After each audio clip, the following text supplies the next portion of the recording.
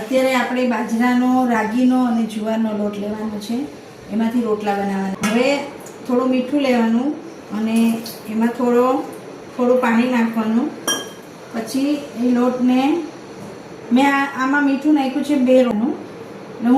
હું દર વખતે 2 રોટલાનું સાથે જ લોટ બાંધું છું અને રોટલા કરું છું 2 એવી રીતે. હવે હું આ તાવડી ચાલુ કરી દઈશ થોડીક ધીમા ગેસે, કેમ કે ધીમા ગેસે ચાલુ કરી દઈએ ને તો થોડીક તાવડી તપી જાય, એટલે એની માટે.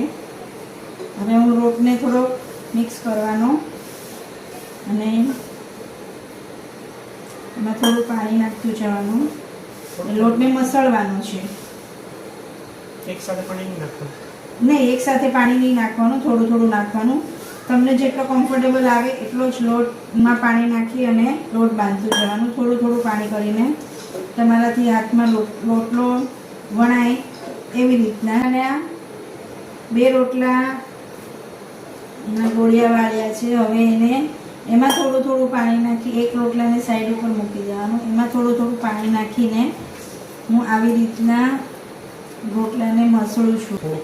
બહુ ઢીલો નહીં થવા દેવાનો, મીડિયમ જ રાખવાનો. ઢીલો થવા દેશો તો તમારાથી રોટલો વણાશે નહીં, એટલે બહુ ઢીલો નહીં થવા દેવાનો, મીડિયમ થવા દેવાનો. તમે હાથમાં રોટલો લઈ શકો અને વણી શકો એટલો. હાથથી જ વણવાનો છે રોટલો. વધારે પાણી પડી ગયું હોય તો થોડો લોટ નાખી દેવાનો તમારે, અને પછી એમાં રોટલો આગળ વધારવાનો. પછી આમાં ગોળ આવી રીતના ગોળ લોવા જેવું બનાવવાનું હાથથી, જો આવી રીતે. પછી વચ્ચે પ્રેશર આપી અને બોર્ડરની બાજુ આમાં કરવાનું. અને આ જે હાથની હથેળી હોય એની ઉપર આમાં કરતા રોટલો વણવાનો હોય. તૂટી જાય તો તમારે ફરીથી લુવો ગોળ વાળી. હવે આવી રીતે બોર્ડરેથી થોડો જાડો લાગે તો બોર્ડરેથી આવી રીતે પ્રેસ કરીને તમે રોટલો બનાવી શકો છો. અને પછી જોઈ જવાનું કે તાવડી ગરમ થઈ ગઈ છે, પણ ફાસ્ટ ગેસ જ રાખવાનો, ધીમો રાખવાનો જ નહીં. પછી આવી રીતે ઊંધા હાથે મૂકી દેવાનો. પછી બીજા રોટલો આવી રીતે તૈયાર કરતું જવાનું, ત્યાં સુધીમાં પહેલો રોટલો. અને આ રોટલો થોડોક ઉપરથી તમને એમ લાગે કે હવે ઓલો થઈ ગયો છે, બોર્ડર થોડીક ઓલી થાય છે, જો એટલે તમારે આમ કરવાની ચપ્પુ બધી બાજુ. જો બધી બાજુ ચપ્પુ જાય તો સમજી જવાનું રોટલો તૈયાર થઈ ગયો છે આગળની સાઈડ. પછી ફેરવી નાખવાનું એને. પછી આવી રીતે ફેરવા પછી એને એ બાજુની સાઈડ થોડોક વધારે ચડવા દેવાનો હોય છે. પછી આપણે એને પાછો પલટવાનો હોય એટલે. અને જ્યારે આ રોટલાને આમ બીજી બાજુ પલટે ને ત્યારે જ રોટલો બનાવવાનો સ્ટાર્ટ કરવાનો, નહીંતર રોટલો હાથમાં ને હાથમાં તૂટી જશે. એટલે ત્યારે જ આમ રોટલો ફેરવતું રહેવાનું. નહીં, આ પહેલેથી નહીં બનાવે, ખાલી ખૂણોવાનો મસળવાનો જ તે એને, બાકી કાંઈ કરવાનું નથી. મસળવાનું ચાલુ રાખવાનું.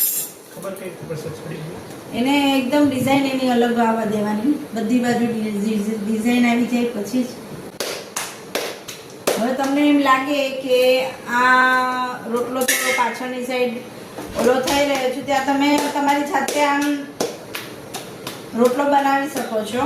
તમને ફાવતો હોય અને કદાચ થોડું આમ તેમ થાય તો પણ ચાલે. તારે ગેસ થોડો ધીમો કરી દેવાનો, પણ રોટલો બનાવતી વખતે ગેસ ફાસ્ટ જ, અને બહુ થિકનેસ નહીં આવે, વધારે લાગે. હવે જો આવી ડિઝાઇન પડી જાય પછી પાછળની સાઈડ આમ ફેરવવાનું અને ઉપર થોડું પાણી લગાવવાનું, જેનાથી રોટલો ફૂલશે. રોટલો એની જાતે જ ફૂલશે. થોડો દબાવવાનો એવું લાગે તો થોડું પ્રેસ, એકદમ થોડું પ્રેસ આપવાનું હાથથી, એટલે રોટલો એની જાતે જ રેડી થઈ જશે મસ્ત ફૂલીને.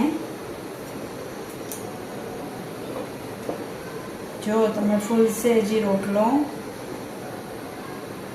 જો આ રોટલો ફૂલી ગયો છે, હું તમને દેખાડું.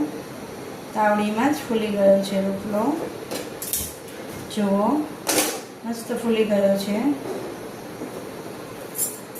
પછી તમને એમ લાગે કે આ થોડો કાચો છે તો થોડોક શેકી નાખવાનો ગેસ ઉપર, પણ રોટલો બહુ સરસ બીજો રોટલો હાથમાં હોય બસ જો આવી જ રીતે આવો જ રોટલાને શેકવાનો, કારણ કે રાગી હોય છે એટલે એને શેકાતા વાર લાગે છે, એટલે આવી અને આ જ રોટલો આવી રીતે તમે બોર્ડરેથી તોડીને બોર્ડરે આમ કરીને પછી આની અંદર તમારે ઘી લગાવી દેવાનું હોય છે.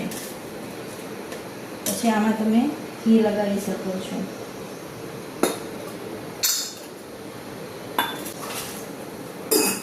પછી જો આપણે બીજો રોટલો પણ શેકાવા મળ્યો છે ને,